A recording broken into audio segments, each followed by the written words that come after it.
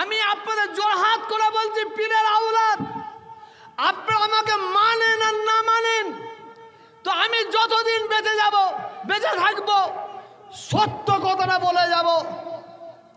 ভারতবর্ষের মানুষকে, বিশেষ করে মুসলমানদের আমি বলছি, ভারতবর্ষের কেন্দ্রীয়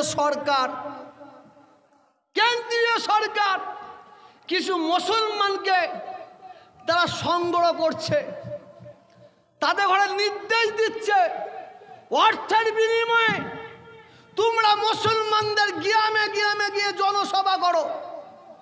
আমাদের পশ্চিম বাংলায় দু একটা দালালকে অর্থ দিয়ে তাকে নির্দেশ দিয়েছে, তার ঘুম হারাম, রোজ সকাল হচ্ছে বেরিয়ে চলে যাচ্ছে, যেতে হবে তাকে। তুমি বিজেপির তামাক খাবে আর ঘরে শুয়ে থাকবে হবে না। তাকে বলা হয়েছে তুমি বিজেপির বদনাম করো, বিজেপির নাম করতে হবে না, তুমি এই সরকারের বদনাম করে মুসলমানদের দুটো দল করে দাও, মুসলমানদের মধ্যে দলাদলি করে দাও, মুসলমানদের ভোটটা ভাগ করে দাও, তারপরে কিভাবে ভেতরে ঢুকতে হয় সেটা আমরা দেখে নেব। আপনারা আমার বক্তব্যে ভুল বুঝবেন না। আপনারা শকুনি দেখেছেন? শকুনির দুটো বাচ্চা হয়েছে, দু তিনটে বাচ্চা, এর মধ্যে দিয়ে সব পেয়ে যাবেন। আমি এত বক্তব্য না রাখলে হতো। শকুনির বাচ্চাগুলো মাকে বলছে, মা মাংস খাবো। শকুনি উড়ে উড়ে গিয়ে গরুর মাংস নিয়ে এসেছে, নিয়ে বাচ্চাদের সামনে দিয়েছে।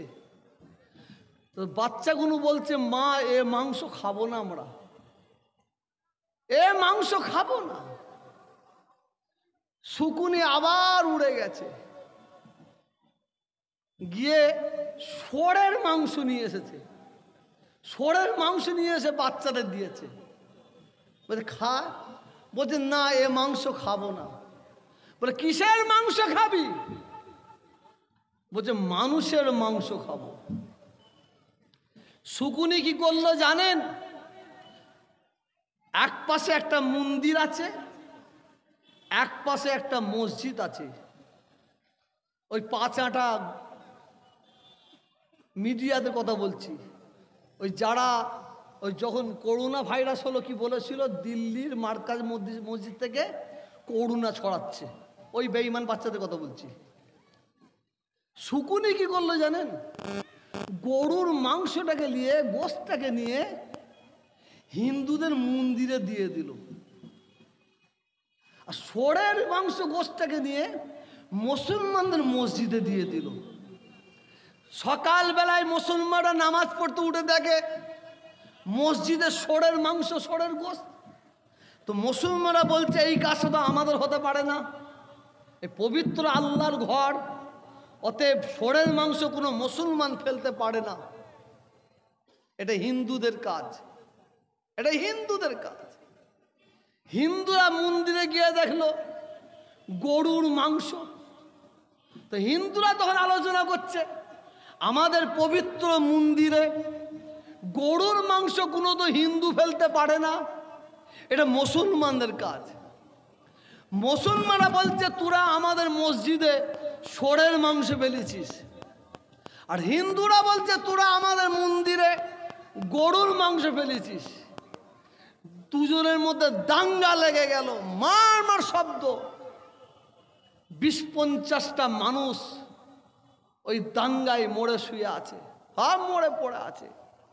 ওই শকুনি দেখুন উড়ে উড়ে গিয়ে বাচ্চাগুলোকে বলছে, চল তোদের জন্য ব্যবস্থা করেছি, তোরা বললি না মানুষের মাংস খাবো, আয় কত খাবি আয়।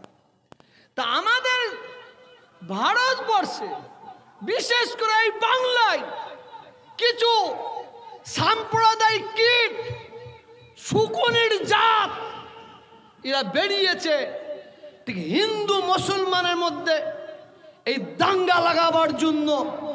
ইনশাআল্লাহ আমরা হিন্দু, মুসলমান, খ্রিস্টান হাতে হাত লাগিয়ে আমরা সাম্প্রদায়িক শক্তিকে কবর দেব ইনশাআল্লাহ, ইনশাআল্লাহ, ইনশাআল্লাহ।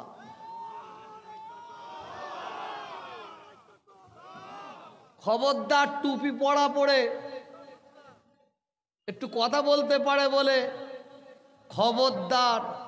আমি খাজুটিতে বলেছি, শেষ কথার পরে বাড়াবো না, বিড়াল তাড়াতে গিয়ে কুকুরকে ঘরে ঢুকাবেন না। কি বললাম? বিড়াল তাড়াতে গিয়ে কুত্তাকে ঘরে ঢুকাবেন না। ভাত, মাছ, মাংস সব পাতা আছে, আর ওইদিকে বউ গিন্নি রান্না করছিল, দেখছে বিড়াল ভাতে মুখ দিচ্ছে। ও তো হাতালিয়ে বিড়ালের পিছু দৌড়চ্ছে, বহু দূর বিড়ালও দৌড়চ্ছে, এও দৌড়চ্ছে। কিছু পিছন ধার থেকে কে ঢুকছে জানেন? কুকুর। ও বিড়াল তাড়িয়ে এসে কি দেখছে? সব শেষ। শোনেন, বিড়াল যদি থালায় ভাতে মুখ দেয়, সে পাশ থেকে নিয়ে একটু ফেলে দিয়ে খাওয়া যাবে।